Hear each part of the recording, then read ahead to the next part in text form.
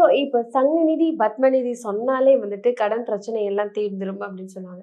நீங்க அதுக்கு விளக்கு வைக்கணும்னு விளக்கம் சொன்னீங்க. ஒரு வேளை இவங்கனால விளக்கு வைக்கிற அளவுக்கு வந்துட்டு அ ஆஃபீஸ் போலாம், வேற ஏதாவது வேலைகள் இருக்கலாம், மறந்துடுறாங்க. ஸோ எளிதா ஏதாவது பண்ணி அவங்கள வழிபடணும்னா என்ன பண்ணி வழிபடலாம்? எதற்காக கடன் பட்டுருக்காங்க? அந்த விஷயத்த எழுதி எதுல எழுதணும்னா, ஒரு வட்டம் போட்டுக்கணும். ம். இப்ப அவங்களால செய்ய முடியல அப்படின்னா, ஒரு பேப்பர்ல பச்சை கலரோ, சிகப்பு கலரோ ஒரு வட்டம். இந்த வட்டத்துக்குள்ள என்னுடைய உலகம் இருக்கு அப்படின்னு. அந்த வட்டத்துக்குள்ள என் கடன் தீரணும். ஓ! அந்த வட்டத்துக்குள்ள குள்ள. எழுதணும். அந்த வட்டத்தையே டச்சே பண்ணக்கூடாது. ம். நம்ம எழுதுறது வந்து பச்சை இன்கால எழுதணும். போடுற வட்டம் ரெட். ஏன் பச்சை கலர்ல எழுதணும்? பச்சைங்கிறது தான் வந்து குபேரருடைய ஒரு குபேரரோட அம்சம். கலர். ஆ. ரெட்டுங்கிறது சிக்காம இருக்கணும். ஆ. ஏன்னா அதுலேருந்து நான் தாண்டக்கூடாதுன்னு. அப்ப அதில எழுதி பச்சை கற்பூரத்த வச்சு அதில நல்லா தேய்ச்சு அதை மடக்கி வச்சுக்கோங்க. அந்த பேப்பர் உங்க கையில இருந்து ஓம் சங்கநிதியே நமக, ஓம் பத்மநிதியே நமகன்னு சொன்னா போதும்.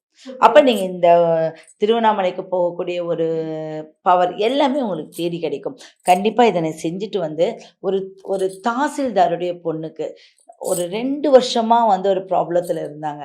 இத செஞ்ச உடனே அவங்களுக்கு சரியாயிடுச்சு. சிறப்பா மாறிடுச்சு. உடனே அவங்களுக்கு எல்லாம் வேலை கிடைச்சிருச்சு. அவங்களுடைய அ எல்லா விஷயத்துலேருந்து அவங்க மீண்டு வந்துட்டாங்க.